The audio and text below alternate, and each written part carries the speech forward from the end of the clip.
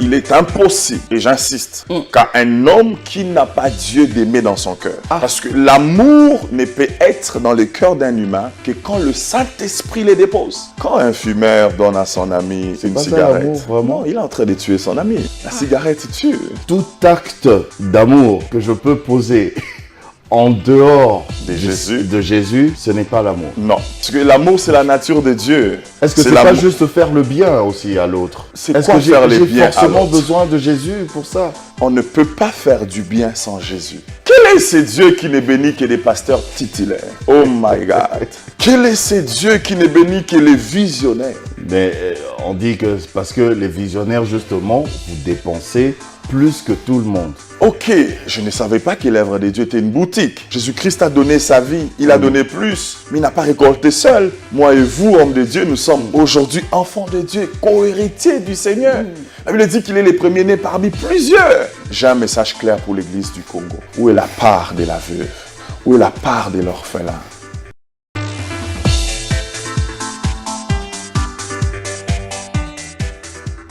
Mesdames, Messieurs, bonsoir et bienvenue à votre émission Dites-moi tout, l'émission de toutes les personnes qui ont quelque chose à dire aujourd'hui. Nous avons un autre invité, pas le moindre. Il vient de très loin, il a accepté notre invitation parce qu'il a aussi des choses à nous dire par rapport à la parole de Dieu et surtout par rapport à notre édification. Apôtre Éric Kaloui, bonsoir. Bonsoir, tonton Jaco. Bonsoir, révérend Jaco. Bonsoir, pasteur Jaco. Merci beaucoup. Alors, apôtre, vous êtes le pasteur principal de God is Love Center à Ottawa, au Canada. Encore une fois, je vous dis bienvenue. Merci beaucoup. Vous êtes marié également parce que j'ai vu l'alliance. Alors, parlez-nous un petit peu, avant même d'aborder notre thème, parlez-nous un petit peu de God is Love Center. Merci beaucoup. Déjà, je vous dis merci de vouloir bien me recevoir ce matin. Je vous en prie. Alors, les pasteurs Jaco, les tontons Jaco qu'on a toujours vu à la télé. Les tontons de tout le monde. Les tontons de tout le monde, qu'on admire le travail. Merci. En tout cas, que Dieu vous bénisse Amen. pour ce beau travail que vous êtes en train de faire. Amen. Alors, moi, mon nom, c'est Éric Kaloui. Alors, je suis pasteur principal de l'église God is Love Center. Nous avons 3 extensions. Alors, nous avons une à Ottawa, une à Montréal et puis une aux États-Unis à Charlotte. Je suis fortement marié à la plus belle femme du monde. Moi, je l'appelle femme Mukaji. Donc, ça veut dire Mukaji, c'est femme, non? Oui. Donc, elle est doublement femme. Elle est doublement femme, oui, parce que je suis Moulouba. Au nom de Nana Kaloui, que je salue. Alors, je suis père de plusieurs enfants. Amen. Et puis, responsable légal, comme je dis tantôt, de l'église God is Love. Alors, comment vous faites? Parce que, apparemment, avec les 3 extensions, j'ai entendu, j'ai compris ici que ce ne sont pas les extensions qui se trouvent au même endroit. C'est à plusieurs endroits différents. Comment vous faites maintenant pour gérer, pour avoir l'œil sur tout ça? Ben, j'ai béni Dieu d'abord pour les enfants que Dieu m'a donnés, comme le pasteur Marthe qui est aux États-Unis, un enfant merveilleux. Amen. Vraiment merveilleux, qui fait un travail merveilleux. Et à Montréal, c'est une église de 4-5 mois. Alors, c'est 2 heures de route avec Ottawa. Donc, quand je finis à Ottawa, je prends la route pour Montréal. Wow. Nous sommes en train de former une équipe sur place qui vont prendre la relève. En tout cas, l'Éternel va pourvoir. Il sait comment il va gérer ça. Amen. Parce qu'il est Dieu d'ailleurs. Amen. Voilà. Alors, j'aimerais qu'on parle aujourd'hui de quelque chose. C'est vrai, on en parle tout le temps. Peut-être même dans nos lectures à l'église et tout ça, on parle de l'amour de Dieu, l'amour entre nous, l'amour, mais sans trop entrer en profondeur. J'ai l'impression qu'on a juste toujours survolé l'aspect amour. J'aimerais que vous nous parliez de cet amour de Dieu, donc la puissance de l'amour de Dieu aujourd'hui. Alors, ma première question, on parle de l'amour de Dieu, mais vous parlez de l'amour de Dieu en tant que puissance. Pourquoi? Parfait. La question est pertinente. Que Dieu m'aide pour répondre. Amen. Alors, l'amour en tant que puissance, c'est beaucoup plus par rapport à nous. Parce que Dieu, l'amour, c'est sa nature. Mais nous, l'amour, c'est notre seconde nature. Pourquoi je l'ai dit? Parce que le cœur de l'homme ne peut pas aimer. Le cœur de l'homme est incapable d'aimer.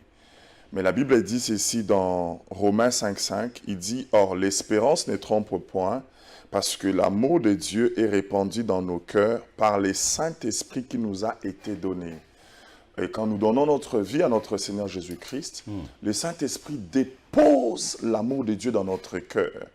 Alors, quand un chrétien décide d'exercer cet amour, c'est alors que nous voyons l'aspect puissance de l'amour de Dieu. Pourquoi? Parce qu'il y aura des conséquences positives. Okay. Oui, quand vous lisez dans Colossiens 3,14, il dit « Mais par-dessus toutes ces choses, revêtez-vous de la charité, qui est le lien de la perfection. » Voilà pourquoi je parle de la puissance. Pourquoi? Parce que revêtez-vous de la charité, c'est un exercice que nous devons faire. Et quand nous allons faire cet exercice, nous allons voir la puissance de Dieu dans notre vie, dans le terme d'impact. Tonton Jaco, vous allez remarquer que nous avons beaucoup de chrétiens ici sur place à Kinshasa. Pendant mon bref séjour de 7 jours, j'ai vu tellement des églises. Mais est-ce qu'il y a un impact? Est-ce qu'il y a une puissance derrière toutes ces choses? Aussi, on voit des foules. Mais pour quelle qualité de vie? Pour quel impact dans la société? C'est en ces termes que nous allons aller en profondeur pour expliquer que quand nous décidons, comme étant chrétiens, d'exercer l'amour de Dieu dans notre cœur, envers Dieu et envers notre prochain, il y a une puissance de Dieu qui se dégage. Parce que l'amour, c'est la divinité de Dieu se repose dans son amour. Dans son amour. Et quand nous exerçons l'amour que le Saint-Esprit dépose dans notre cœur, il y a une puissance extraordinaire. Extraordinaire. Vous savez, à God is Love, on dit toujours, nous sommes transformés par l'amour de Dieu pour transformer le monde, parce qu'il n'y a que l'amour de Dieu qui transforme. Moi, j'aimerais bien vous prendre au mot. Tout au début, là, vous avez dit que l'homme est incapable d'aimer. Comment est-ce que cet homme qui a été créé à l'image et selon la ressemblance de Dieu peut être incapable d'aimer? Encore une très sans belle le question. Saint-Esprit. Sans le Saint-Esprit. Quand je parle de l'homme, je parle de l'homme païen. Nous avons perdu la nature de Dieu quand Adam a péché. Voilà pourquoi on appelle Jésus-Christ le second Adam. Donc, il est impossible, et j'insiste, qu'à un homme qui n'a pas Dieu d'aimer dans son cœur. Parce que l'amour ne peut être dans le cœur d'un humain que quand le Saint-Esprit le dépose.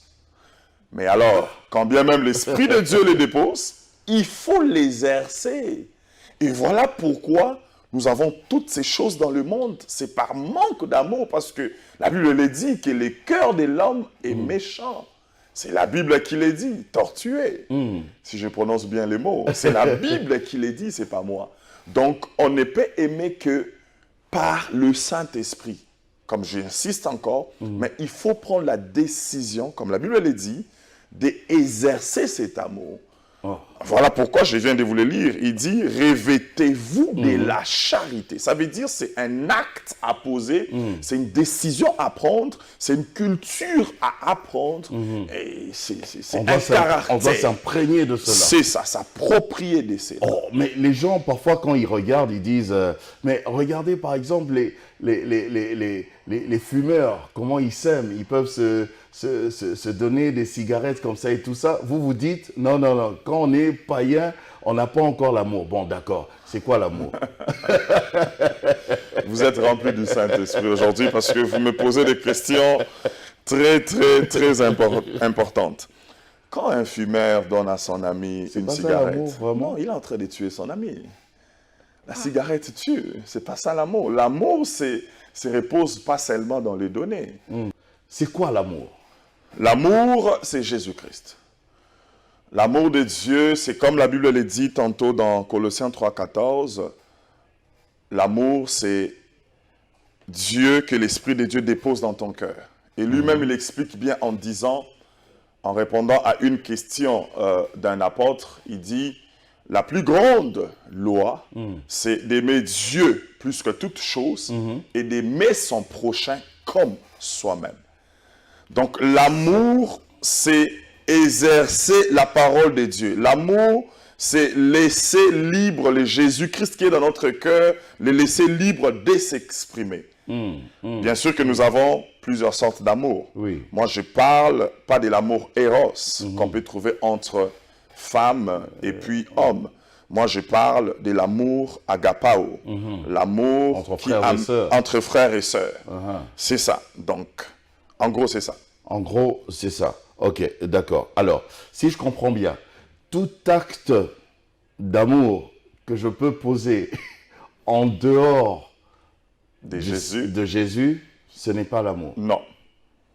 Comment vous nous expliquez ça? Parce que l'amour, c'est la nature de Dieu. Est-ce que c'est pas juste faire le bien aussi à l'autre? Est-ce que j'ai forcément besoin de Jésus pour ça? On ne peut pas faire du bien sans Jésus. Pour poser des bons actes. Des bons actes, ça veut dire qu'il y a Jésus dedans. S'il n'y a plus Jésus dedans, ce n'est pas un bon acte. Ça veut dire, je donne un exemple très très simple. Apôtre Eric, dites-nous tout, expliquez-nous. Oui, je donne un exemple très très simple. Un papa de 60 ans qui paye pour une jeune fille de 20 ans l'école, et à la fin, c'est sa copine. C'est un bon acte ou pas? Non, ce n'est pas un bon acte. Parce qu'à la fin, c'est sa copine. Bon, il a payé les études. Je comprends. Mais ce n'est pas un bon acte parce que le papa est en train d'exploiter la jeune fille. Mais ici, mon point focus est simplement que, et en plus, c'est un message vraiment adressé aux chrétiens. Le Saint-Esprit dépose l'amour dans notre cœur. Mais est-ce que nous pratiquons cet amour? Il explique, il dit, tu dois aimer ton prochain comme tu t'aimes toi-même. C'est difficile. Oui, c'est très difficile. Mais c'est pour cela l'Esprit de Dieu dépose. C'est le Saint-Esprit qui nous donne la force. C'est le Saint-Esprit qui nous donne même la motivation. Mais la décision, la volonté de le faire doit provenir de nous.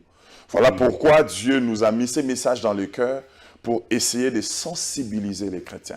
Tonton Jaco, je vais vous dire une chose. Vous savez que la Bible s'étonne.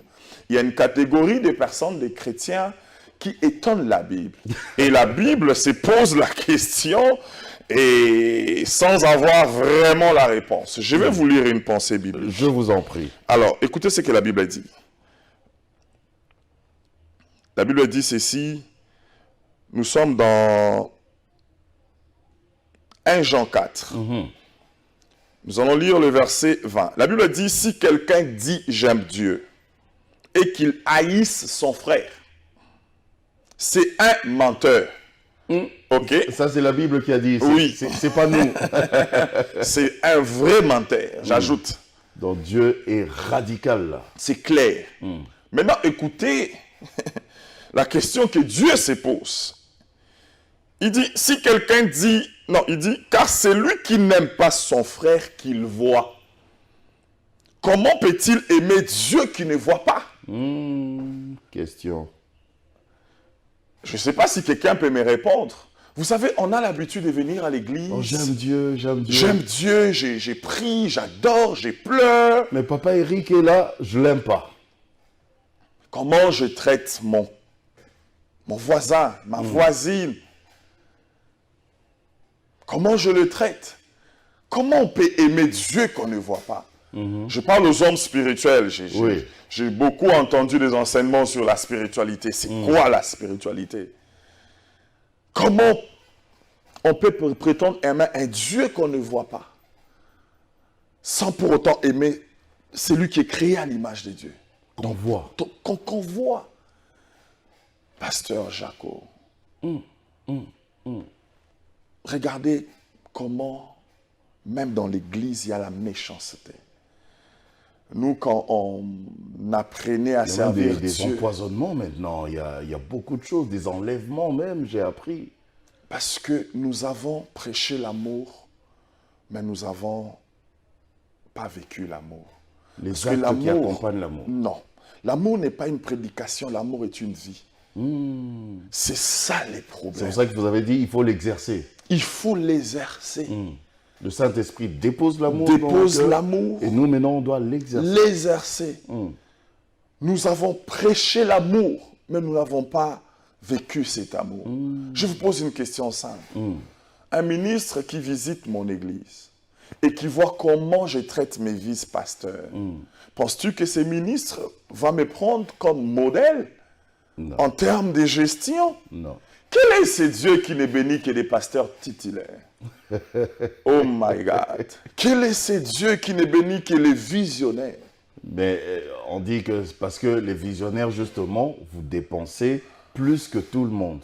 Ok, je ne savais pas que l'œuvre de Dieu était une boutique. Quand on dépense, c'est-à-dire on veut des intérêts. Non, c'est-à-dire que la loi de la sémaille et de la moisson. Ok. Moi, je sais C'est vous que quand... qui donnez plus, en fait. C'est vous les Donc, pères. vous allez récolter plus. Mais pas seulement pour vous. Jésus-Christ a donné sa vie. Il a donné plus. Mais il n'a pas récolté seul. Moi et vous, hommes de Dieu, nous sommes aujourd'hui enfants de Dieu, co-héritiers du Seigneur. La Bible dit qu'il est le premier-né parmi plusieurs. Mais quelle est cette sémence? Étant que père, je ne suis pas là pour critiquer l'Église, mais je suis là pour passer un message clair que l'Esprit de Dieu a déposé dans mon cœur. Ce matin pour l'Église, corps du Seigneur. Pourquoi? Parce qu'il y a un problème. Je vais vous lire un verset. Je vous en prie. Je vais vous lire un verset. Et par là, nous allons comprendre certaines choses vraiment importantes. Écoutez ce que la Bible dit. Nous sommes dans, je pense que c'est dans 1 Corinthiens 13. Il dit, quand je parlerai les langues des hommes et des anges, et si je n'ai pas la charité, je suis un airain qui résonne.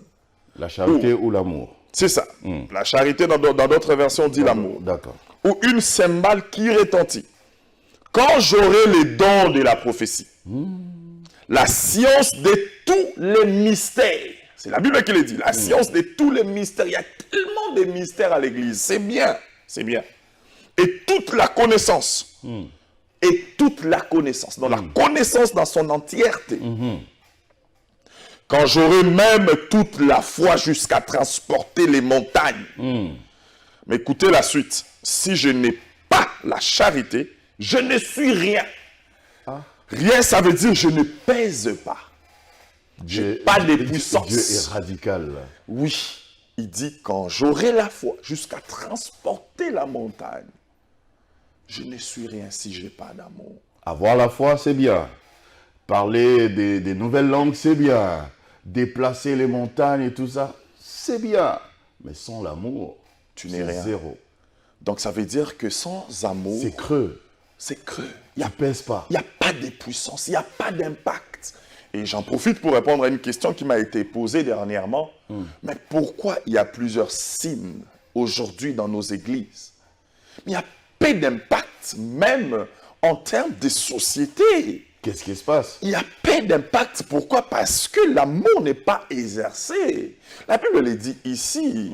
Ta foi peut déplacer les montagnes, gloire à Dieu. Tu peux prophétiser avec détail, gloire à Dieu. Tu peux avoir toute la connaissance. Il n'y a pas l'exercice de l'amour, tu n'es rien. Tu es creux. Tu n'es rien. Cymbale qui retentit. Tonton Jaco, sais-tu que l'Église devait créer des bons citoyens pour cette nation? Mais c'est vous les pères, alors vous n'avez pas fait le travail qu'il fallait. Je ne suis pas encore père, je ne pense pas à l'Église du Congo, mais je pense que je suis un serviteur de Dieu. Alors, c'est vous les bergers. Ok, ça je l'accepte. Mais pourquoi toutes ces choses? Parce que nous sommes rien, on ne pèse pas. Pourquoi on ne pèse pas? Parce qu'il n'y a pas d'amour. Il n'y a pas d'amour. On n'exerce pas l'amour. On ne montre pas l'amour. Tonton Jaco, je vous pose une question. Nous avons toujours l'habitude de poser la question à nos enfants, à nos fidèles. Comment réagir? Pour les montrer comment réagir face à une situation. On dit, fais en sorte que... pose-toi la question, si Jésus-Christ était à ta place, qu'est-ce qu'il allait faire? Comment est-ce qu'il réagirait? C'est ça. Face à cette situation. Face à cette situation. Mais moi, aujourd'hui, je me pose toujours cette question. Si Jésus-Christ était pasteur aujourd'hui et qu'on déposait 5 millions entre ses pieds, qu'est-ce qu'il ferait? Construire un temple, comme je vois aujourd'hui, ou aider les orphelins, ou aider les veuves? crois qu'il allait aider les veuves, les orphelins, les démunis et tous ces gens dans le besoin. J'insiste que je n'ai pas un problème avec les temples. Moi-même, l'Église a acheté un temple au Canada, à Ottawa. Ok. Je n'ai pas un problème avec ça. Mais j'ai un message clair pour l'Église du Congo. Où est la part de la veuve? Où est la part de l'orphelin? Savez-vous qu'à l'Église primitive, c'était un droit? Ok. Oui. Quand vous lisez les Actes des Apôtres, Donc quand on reçoit quelque chose, on doit donner aux démunis, aux la veuves, Bible aux dit orphelins. ceci, je pense dans Acte 2 ou dans Acte 3. Ok. La Bible dit, ils vendaient leurs parcelles. Oh. Il apportait les biens aux apôtres, ou l'argent entre le pied des apôtres. Mais la suite n'est jamais prêchée. La suite n'est jamais prêchée. Je poserai la question, c'est quoi la suite? Personne ne va me répondre. C'est quoi la suite? La Bible dit, et ensuite, ils partageaient l'argent selon les besoins. Selon les besoins. Ok. Je n'ai pas vu dans Il y ma a une vie. suite là, oui, oui. Ben oui, C'est selon les besoins. Mhm. Voilà pourquoi vous voyez une veuve qui vient réclamer quand vous lisez. Mais comment le ministère des diacres, comment cela a débuté? Parce qu'il y avait un problème. Il y avait des veuves qui réclamaient. Si une personne se permet de réclamer quelque chose, donc ça veut dire qu'on lui a enseigné que c'est ton droit. C'est ton droit, oui. Quel est le droit de nos veuves? Vous savez, tonton Jaco, des fois je parle avec des larmes. Actuellement, c'est un dérangement. Qu'une veuve ou un orphelin, bref, juste un démuni vienne vous demander quelque chose. C'est un peu comme un dérangement. À la limite, on ne veut même pas le recevoir. Comment on fait? Par exemple, pour construire un temple de 10 millions de dollars, pendant qu'il y a des gens qui souffrent à l'église. Qui souffrent à l'église. Quelqu'un m'a répondu. Mais est-ce que c'est ça le travail de l'église? Ça fait partie du travail de l'église. Parce que si l'église devait commencer à s'occuper de tous les démunis, on va plus s'en sortir alors. C'est pas de ça que je parle. Je parle de l'église locale par rapport à ses propres fidèles. Je suis d'accord. Cette église locale-là, finalement, elle ne va pas s'en sortir. Oui. Pourquoi? Parce qu'il y a toujours... Elle a des besoins elle-même, cette église. Oui, mais c'est quoi les besoins de l'église? C'est là que j'allais chuter. C'est quoi les besoins de l'église? C'est quoi les besoins de Les l'église? besoins de l'église, ce n'est pas d'abord construire le temple. Les besoins de l'église, ce n'est pas d'abord avoir une belle télé. Pas nécessairement. C'est quoi le besoin de Le l'église? besoin de l'église, c'est de prêcher Jésus-Christ et de démontrer l'amour envers ces personnes-là d'abord. Est-ce que vous savez que l'amour est plus vite que les médias? Une église, je ne suis pas contre les médias, je suis ici. On est dans les médias. On est dans le média. Mais une église qui exerce l'amour, comme il est faut, aura besoin du média simplement pour faire passer les messages afin que d'autres personnes soient bénies. Mais je ne veux pas me perdre. Oui. J'aimerais insister sur une chose importante que je pense qu'il faut qu'à l'église qu'il y ait une politique, comme dans la Bible, que l'argent récolté à l'église doit servir aussi Au démon. pour aider toutes ces personnes. Okay. Pourquoi la culture de l'excellence s'applique simplement quand il faut construire un temple? Quand il faut équiper l'homme de Dieu, les pasteurs, je ne suis pas contre ça. J'aime ça. On s'occupe de moi aussi à l'église. Quand il faut s'occuper des enfants de l'homme de Dieu. Mais pourquoi pas une culture d'excellence pour les veuves de l'église? Pour les orphelins de l'église? Bon, peut-être que vous, au Canada, ça sera quand même assez facile. Mais chez nous, si une église essaie d'instaurer ce système, on aura, je ne sais pas, tous ces gens-là. Mais je ne vous dis pas le nombre. Je ne pense pas parce que je connais des églises. Mais la finalité, c'est quoi? C'est de les aider juste pour démontrer l'amour envers eux, ou le but de l'église, c'est plutôt de les édifier, de leur apprendre le royaume des cieux et tout ça? La finalité, c'est d'exercer la parole de Dieu, comme la Bible le dit. Ma Bible me dit, Jésus-Christ face exercer à la parole de Dieu en fou exerçant des Gadara. l'amour. Oui. Il est face à un fou des Mais Gadara. vous allez leur donner comme ça, mais ils vont juste recevoir. Non, et il puis faut après, que ça soit la parole de Dieu ne va même pas entrer en eux. Non, la Bible dit ceci, tonton Jaco, qu'il est le père des veuves. Non, le père des orphelins, les maris des veuves. Pourquoi il est dit? Parce que Dieu peut donner ou, comment dire, Dieu, c'est la provision. Il a la provision pour donner à toutes ces personnes. Mais il doit passer aussi par son épouse qui est l'Église. J'aimerais vraiment être pratique dans ce que je dis. D'accord. Qu'est-ce que je dis? Je dis en termes de pourcentage, moi, chez moi, comment je fonctionne. Sur les 100% de ceux qui entrent à l'Église, il y a une bonne part pour toutes ces personnes. Ok. J'ai des témoignages jusqu'ici. Des personnes qui sont venues au Canada, qui n'avaient pas de toit. L'Église a donné les Au toits. Canada, il n'y en a pas beaucoup, hein, Non, les mais c'est en démunis, termes hein. de pourcentage. Ouais. Quand le pourcentage est atteint, on arrête. Mais au moins qu'on puisse appliquer aussi l'excellence en le faisant. Chez nous, ici, c'est peut-être pratiquement un tiers de la population. C'est Non, compliqué. je parle de l'église locale.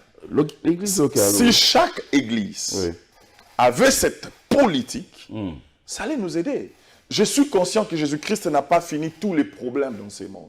Je suis conscient que les églises ne sont pas là pour finir les problèmes. Mais je parle d'un exercice que l'église primitive exerçait ou faisait.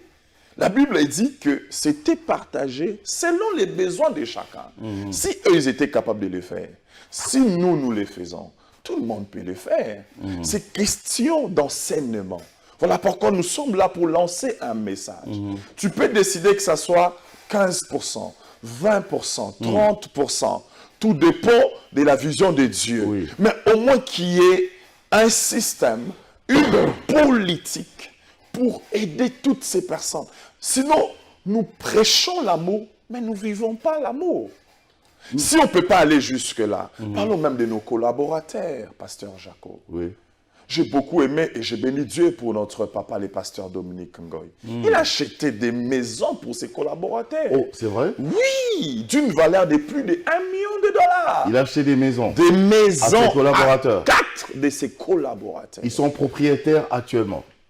Actuellement. Waouh. Voilà des messages, voilà des choses à faire passer. Voilà l'enseignement pour l'Église du Congo. Parce qu'il est impossible de continuer à prêcher Jésus-Christ, l'amour de Dieu, sans démontrer cet amour. Est-ce que l'amour, enfin, vous parlez d'exercer l'amour, est-ce que l'amour que nous exerçons là, c'est juste dans le donner ou c'est beaucoup plus vaste? C'est beaucoup. Comment je peux exercer vraiment l'amour de Dieu en moi? Ça dépend de la position que tu as. Je sais que c'est déjà vis-à-vis de mon prochain. Ça, c'est clair. Mais maintenant, comment vraiment, quels sont les éléments, en tout cas, aidez-nous, expliquez-nous tout. En un mot, Oui, les donner au nom de Jésus-Christ. ok. Juste donner. Les donner au nom de Jésus-Christ. Les Parce que donner au nom de l'amour, c'est Jésus. donné. La Bible dit qu'il a tant aimé les mondes qu'il a Il a donné donné. son Fils. Il faut qu'on exerce cela. Mais moi, comme je dis, je n'aimerais pas m'éparpiller. Je suis là pour lancer un message à l'Église. La Bible dit dans Actes des Apôtres qu'ils vendaient leurs biens, on l'enseigne tous les jours, mais aussi ils partageaient l'argent selon les besoins. Moi, je suis dans les partages, dans ce qui entre à l'Église, parce que nous recevons ces offrandes, nous recevons ces dîmes, ces actions de grâce au nom de Dieu. Et ça devait être utilisé selon... La Bible dit que nous bâtissons Donc, selon les apôtres. On doit venir avec tout ça. Les offrandes, les dîmes, les actions des grâces, mettre tout ensemble et voir maintenant comment dispatcher. Hein. Mais c'est ça, il faut qu'il y ait... Les dîmes, c'est pas juste pour le pasteur. Comme je dis, je n'aimerais pas donner des leçons ici. C'est pas vraiment ça Non, mais l'objectif. vous pouvez nous aider seulement. Ben oui, donc Édifiez-nous. l'idée c'est, Oui. comme tous on s'organise, qu'il y ait une caisse à l'église, et dans cette caisse, qui est une part pour les hommes de Dieu, une part pour la construction, une part aussi pour les veuves, pour les orphelins, pour les démunis. C'est ça, au moins que ça soit clair. Et Une part j'insiste. pour le responsable. Pour les responsables, pour les chantres, je ne sais pas. Tout dépend de la grandeur de l'église. Mais j'insiste avec la même culture de l'excellence qu'on utilise pour bâtir un temple. Vous savez, une fois, j'ai beaucoup aimé le pasteur Marcelo. Qu'est-ce qu'il a dit? Il prêchait, je pense que c'était à ICC. Il dit, j'ai beaucoup aimé le pasteur Castano. Pourquoi? Parce qu'après avoir fini son temple, il a continué de travailler. Pourquoi? Plusieurs pasteurs commencent à bâtir des temples pour se glorifier. Donc ça veut dire, en un mot, tu te sers toi-même, tu as une belle maison, tu as une belle voiture, tes enfants vont étudier en Europe, il n'y a pas de problème, tu achètes tes 4, 5, 6 maisons, il n'y a pas de problème, et tu te dis, ben, qu'est-ce que je peux faire d'autre pour montrer ma grandeur? Ok, je vais bâtir un temple à Dieu, et ça doit être excellent, on presse. Mais quand est-ce que nous allons être excellents? En aidant les veuves, les orphelins et les démunis. Quand vous parlez de l'excellence, c'est-à-dire en quoi faisant, enfin, à quel niveau, comment le faire en fait, comment le donner? Parfait. Le donner excellent. Les donner excellent. Oui. Ça veut dire, quand tu entends un homme de Dieu parler, demander de l'argent pour construire, qu'est-ce qu'on dit? On doit construire quelque chose d'excellent, de beau à notre Dieu. C'est une belle vision. Mais si aussi on veut aider des personnes à l'église, des démunis à l'église, qu'on les fasse aussi avec excellence. Qu'on les fasse pas simplement parce qu'on veut les faire, qu'on les aide vraiment à la mesure du possible. J'insiste. Mais au moins que ce soit une culture que notre église doit exercer ici au Congo, en Afrique et partout dans le monde.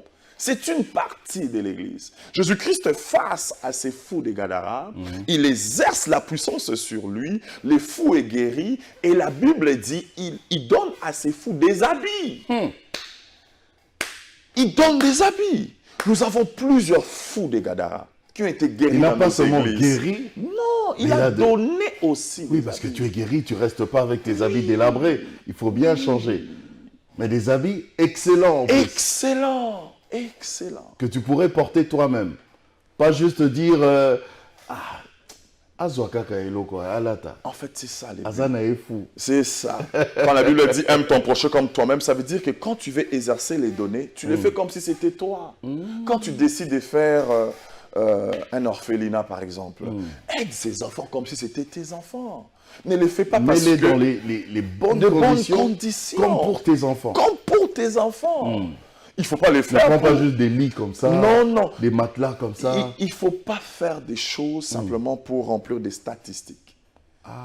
C'est là où il y a les problèmes. J'aime beaucoup ce que vous dites là, oui. Oui. Pour remplir les statistiques. Il ne faut pas faire juste pour remplir les statistiques. Tonton Jaco, c'est un message qui... Que voilà, nous avons 10 orphelinats. Mais est-ce qu'ils sont excellents? C'est ça les problèmes. Est-ce que toi-même, tu pourrais... passer même ne fût-ce qu'un week-end dans un de ces orphelinats, par rapport au standing. C'est ça les problèmes, pasteur Jaco. Et ce matin, Dieu, ou ce soir, ça dépend. Mais ça c'est difficile aussi, hein, apôtre Eric, c'est difficile parce que tout dépend aussi de comment cette église locale reçoit. C'est pour cela que j'insiste en termes de pourcentage. Ok. En termes de pourcentage et aussi avec l'esprit d'excellence. En fait, c'est d'abord un message pour changer la façon de voir les choses. Ouais. L'amour, mais en matière d'excellence, parce que c'est l'amour de Dieu. L'amour de Dieu. Dieu est excellent. Et c'est les seuls actes qui transforment. Tonton Jaco, si nos églises vivaient l'amour, ces pays n'allaient pas être comme ça. Ok. Je ne crois pas.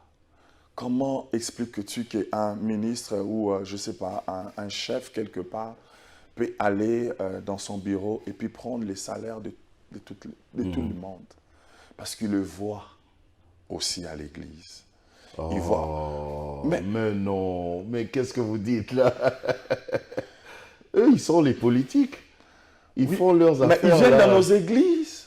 Bon, rares sont ceux je vous ai posé la question, vous êtes un homme de Dieu, vous êtes honnête.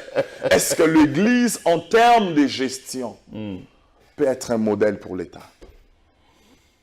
Vous savez, un homme de Dieu a dit, et j'ai beaucoup aimé, on était en train de discuter, un homme de Dieu très très connu ici, il m'a dit, j'aime beaucoup les catholiques parce il dit, la seule chose que j'aime chez les catholiques, c'est la façon dont ils ont construit, par exemple, le Canada. C'est un pays où... Ah, c'est eux qui ont construit le Canada? Ben, c'est la religion catholique, oui. Ok. C'est vraiment les catholiques. Jusqu'au point que nous avons des congés payés quand c'est la Pâque, quand c'est Noël et tout, parce que c'est vraiment les catholiques qui ont travaillé là-bas.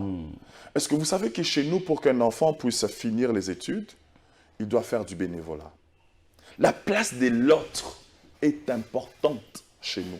Pourquoi? Parce que l'Église a influencé. Ok.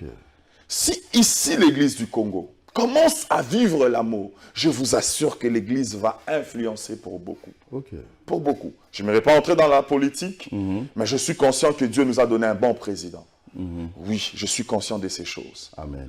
Mais l'Église doit accompagner l'État. L'Église doit accompagner les pays. Comment? Juste en vivant l'amour. C'est simple, mais c'est important. Ça va tout changer. Et c'est là dans tous les domaines. L'amour doit être le principe dominant dans tous les domaines. Même chez nous à la maison. Comment nous traitons nos bonnes? Comment nous traitons nos sentinelles? Comment nous traitons nos sentinelles? Je vais vous raconter une histoire. Je suis chez moi à la maison ici et j'invite tous les travers de mes voisins. Ça veut dire des boys, comme vous dites ici, des bonnes et toutes ces choses. Et je commence à les enseigner Jésus-Christ. J'avais une cousine qui venait pour récupérer ses colis. Il me dit, mais pourquoi tu t'assois avec ces gens-là? Oh. Oui. Moi, je lui dis, la Bible dit que si une personne vient au Seigneur, il y a une fête dans le ciel. Tu penses que ces personnes ici, si j'ai réussi à gagner une âme, Dieu ne sera pas content? Une âme n'a pas de classe sociale. Je vais aller plus loin, même en termes de considération. Quand je dis donner, ce n'est pas seulement matériel. La considération peut bâtir l'estime dans la vie d'une personne. Donner le matériel, donner le respect, donner la considération. La considération. Donner, mais tout ça de manière excellente. Excellente. C'est ça l'Église. L'Église est une famille. Pas une famille où on doit simplement recevoir des personnes élevées. Non, même c'est démunis. Moi, ma bonne, je la traite bien. Gloire à Dieu. D'ailleurs, on l'appelle Maman Cathy. Maman Cathy. Bonjour, Maman Cathy. C'est la maman de la maison. Maman Cathy. Bonjour, Maman Cathy. Que Dieu vous bénisse. Amen. C'est la culture que nous devons insister. Quand tu vas démontrer cet amour à ta bonne, la bonne va aller dire dans son quartier, j'ai un patron chrétien. Tu es en train de prêcher. J'ai une famille. Vous savez, il y a une histoire que le pasteur Dominique Ngoyi a dite en 97, c'était pendant une formation en 97. Il a dit, un pasteur était enfermé dans une prison avec un brigand. Et les pasteurs étaient aidés par tout le monde, mais les brigands n'avaient personne. Alors tout ce qu'il recevait, il les divisait en deux. Il donnait aussi aux brigands. Et après un moment, c'était l'hiver. Il faisait tellement froid dans la cellule. Et on a apporté un manteau au pasteur. On a apporté un manteau au pasteur. Qu'est-ce que le pasteur a fait? Parce que les brigands n'avaient pas de manteau. Il a déchiré son manteau. À gauche et puis à droite. Il est entré et les brigands aussi sont entrés. Et puis ils ont passé toute la nuit. Et le lendemain, le pasteur devait quitter la prison. Il avait fini son séjour. Il dit aux brigands, je m'aimerais te parler de Jésus-Christ. Et quand il commençait, les brigands étaient tellement troublés. Il dit ceci au pasteur, il dit, si c'est Jésus-Christ est là et comme toi, je l'accepte. Ça c'est la phrase qui a construit et qui a bâti. Donc notre attitude peut être aussi une évangélisation. Hein? Je vais aller au-delà. Quand Jésus-Christ, quand tu commences tellement à être comme Jésus-Christ et que la personne dit, si c'est Jésus là qui est dans le ciel et comme toi. Il n'a pas dit, si toi tu es comme lui, mais si lui, il est comme toi, je l'accepte. Waouh. Quel exemple. Je l'accepte. De là, je comprends maintenant pourquoi beaucoup des gens ne supportent plus les églises, parce qu'ils se disent... On ne pèse pas. On ne pèse pas, on ne vit pas l'amour. C'est clair. Ils regardent le chrétien. On sait comment ça commence. Il voit la pureté de Dieu, il dit, mais il y a un paradoxe là.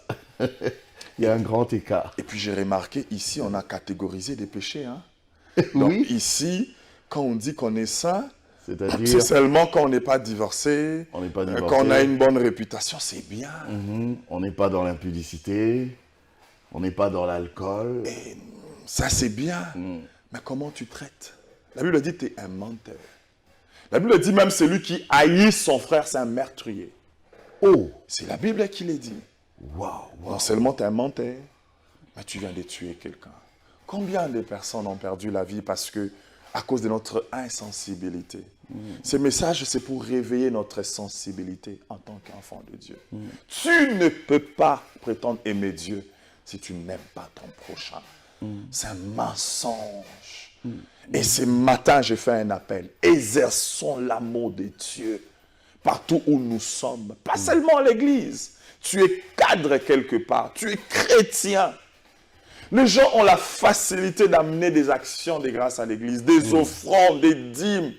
Construire les temples, c'est bien. C'est pas mauvais. Mais ils ne sont pas capables. Ils ne sont pas capables d'aider leur prochain. Tu lèves les mains, j'aime Dieu, j'aime Dieu. Mais le prochain, il est là. Il est juste là. Tu le hais. Peut-être même à l'église. Hein. Il est le voisin ou la voisine. Vous ne parlez pas. Vous savez, moi, j'aime pas. Tu ne l'as même pas salué. Non.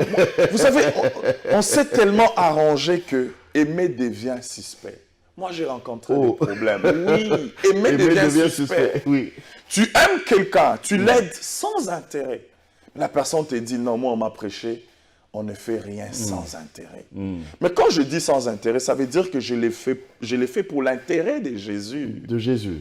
Jusqu'au point, il te trouve bizarre. Bizarre. Pourquoi? Parce que la culture de l'amour... Il m'a offert une voiture. Où est le piège? Ou bien c'est quoi la suite? Et vous savez ce qui est grave? Le diable commence à travailler fort. Il commence à faire en sorte que les païens, par exemple le mécène, les gens connus de la ville, c'est ces gens-là qui deviennent comme une référence. Je n'aimerais pas citer le nom ici, il y a un ici qui est au centre-ville, qui commence à aider et il devient une référence. Mais lui, ce qu'il fait, ce n'est pas le vrai amour. Parce que si Jésus-Christ n'est pas dedans, il n'y a pas de vrai amour. Il n'y a pas de vrai amour. Mais malheureusement, c'est eux la référence. Qui a un bon cœur à Kinshasa, on ne te cite pas un pasteur, on te cite un homme d'affaires. Et ça, c'est le diable. Parce qu'il n'y a pas de vraie transformation sans l'amour. La Bible l'a dit, tu ne pèses pas. L'Église ne va jamais peser si on n'exerce pas l'amour. Il faut qu'on exerce l'amour.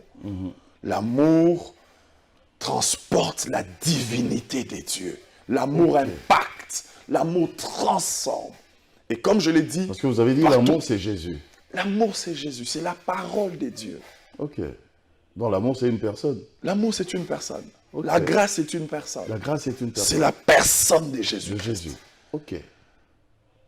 Ok. Donc celui qui a l'amour a Jésus. C'est lui qui... Non, c'est lui qui a Jésus vit l'amour. Vit l'amour. Ah. Parce que celui qui a l'amour, ça dépend. Mais celui qui a Jésus vit l'amour. Parce qu'on ne peut pas aimer si le Saint-Esprit ne les dépose pas dans notre cœur, selon Romains 5. Quand on parle de l'amour, parce que, oh là là, on tend vers la fin, mais j'avais vraiment envie de poser cette question. Quand on parle de l'amour, quand on parle de cette excellence-là à manifester l'amour de Jésus, est-ce qu'on doit aussi, de l'autre côté, inclure le pardon? Bien sûr que oui. Ok. Pourquoi les pardons sont devenus difficiles même entre nous, hommes de Dieu? Pourquoi aujourd'hui on a plus des ennemis que des amis? L'amour va de pair avec le pardon? Mais c'est lui qui aime pardonne. La Bible dit dans 1 Corinthiens 13, l'amour pardonne tout. Ah. 1 Corinthiens 13 nous décrit l'amour. Ah, donc il y a une suite de 1 Corinthiens 13. Oui, hein? c'est tous les chapitres. Okay. L'amour pardonne tout. Et dit, pardonne tout. Oui, la Bible dit que la haine excite les querelles, mais l'amour couvre les fautes. On ne peut pas avoir une église cohérente, une société cohérente s'il n'y a pas d'amour. C'est la base. Mais l'amour pardonne tout. Tout. T-O-U-T. On ne peut pas tout pardonner. On peut tout pardonner. Il y a des choses vraiment... Mais pardonner ne veut pas dire qu'on ne peut pas comprendre la leçon. Ah. J'aimerais être précis. Ok. Tu m'empoisonnes aujourd'hui, je te pardonne. Mais demain, je ne vais plus partager la nourriture avec toi. Avec toi, ok. Aussi simple que ça, mais je te pardonne. C'est ce que la Bible nous recommande. Est-ce que pour pardonner une personne, il faudrait forcément que la personne fasse le pas de présenter ses excuses? Non, non. Un enfant de Dieu pardonne même sans excuse. La personne qui est fautive, en venant vers toi, c'est lui qui demande son pardon. Mais pour moi, je te pardonne. Et s'il ne demande pas, Moi, je il te ne pardonne dit pas quand comme même. ça que Papa Eric, pardonnez-moi pour ce que j'ai fait. Il ne Ben, le dit pas. Ça, c'est son problème à lui, Et comme vous la Bible le dit. attendez 1 an, 2 ans. Mais j'attends Ça même pas vient parce pas. que je te pardonne. C'est ça l'amour. Comme je dis, l'amour ne nous empêche pas d'être sages ou prudents. Mais les cœurs doivent être préservés. La Bible dit, garde ton cœur pur plus que toute chose. Parce que c'est de là provient la vie. La vie. Mais la vie, c'est l'amour. C'est quoi la source de la vie? C'est l'amour. Pour qu'on devienne chrétien, l'amour a été exercé. La Bible dit ceci dans Philippiens 2. La Bible dit, il a reçu les noms au-dessus de tous les noms. Amen. Mais ça ne s'arrête pas là. La Bible insiste en disant, tous genoux fléchis. C'est bien, on les récite, c'est très bien. Mais la Bible dit, c'est pourquoi il a été obéissant jusqu'à la mort. Ou j'inverse. Obéissant jusqu'à la mort. Donc c'est à cause d'un acte d'amour que le nom de Jésus-Christ a été élevé au-dessus de tous les noms. À cause d'un acte d'amour. Il dit qu'il a été obéissant jusqu'à la mort. Donc ça veut dire que la puissance du nom de Jésus-Christ, mais ça ne repose pas sur la prononciation. Un Moulouba dira Jésus, je ne sais pas, mais ça repose sur l'acte qui a été commis. Voilà pourquoi, pour que ces noms-là aient de l'impact dans ta vie, il faut que tu aies l'amour dans ton cœur, pour que ces noms-là puissent avoir de l'impact dans ta vie aussi. Waouh, waouh, waouh, waouh, quel message. Apôtre Eric Kaloyi, qu'est-ce qu'on peut retenir aujourd'hui? En un mot, le Saint-Esprit dépose l'amour de Dieu dans notre cœur. Amen. Selon Romains 5, 5. Mais la Bible dit, revêtez-vous par-dessus de toutes choses. Revêtez-vous de l'amour, de la charité. Ça veut dire c'est un exercice personnel, un exercice que tu dois faire consciemment. C'est une décision. Amen. Pour exercer cet amour. Et j'insiste, la seule façon d'exercer l'amour de Dieu, c'est d'aimer Dieu plus que toute chose et d'aimer son prochain. Parce qu'on ne peut pas prétendre aimer Dieu si on n'aime pas son prochain. Tu veux savoir ton niveau spirituel? Ne va pas chercher sur combien d'heures que tu passes dans la prière, mais va chercher comment tu traites ton prochain. Merci, Pasteur Jacques. Merci beaucoup, merci beaucoup. J'ai retenu vraiment quelque chose, mais vraiment de très important. J'ai jamais vu ça comme ça. Hein. Depuis le temps que je lis la Bible autour de l'amour, j'ai jamais vu ça comme ça. L'amour, c'est dans le donner, mais le donner excellent. Amen. Ne donne pas du n'importe quoi à ton prochain. En termes de matériel, en termes de considération, en termes de respect, tout ça là que tu donnes à ton prochain, ça ne doit pas être n'importe quoi. Ça doit être de la bonne qualité. Amen. Voilà. Le même respect que tu aimerais pour toi, c'est le même que tu dois rendre à ton prochain. Amen. Très important. Tu veux offrir quoi? Un téléphone? Un stylo à ton prochain? Ben, essaye de voir. Est-ce que moi-même j'aimerais ce genre de téléphone? Si oui, alors offrez-le à votre prochain. La qualité, parce que Jésus, c'est l'excellence. Portez-vous bien, que Dieu vous bénisse.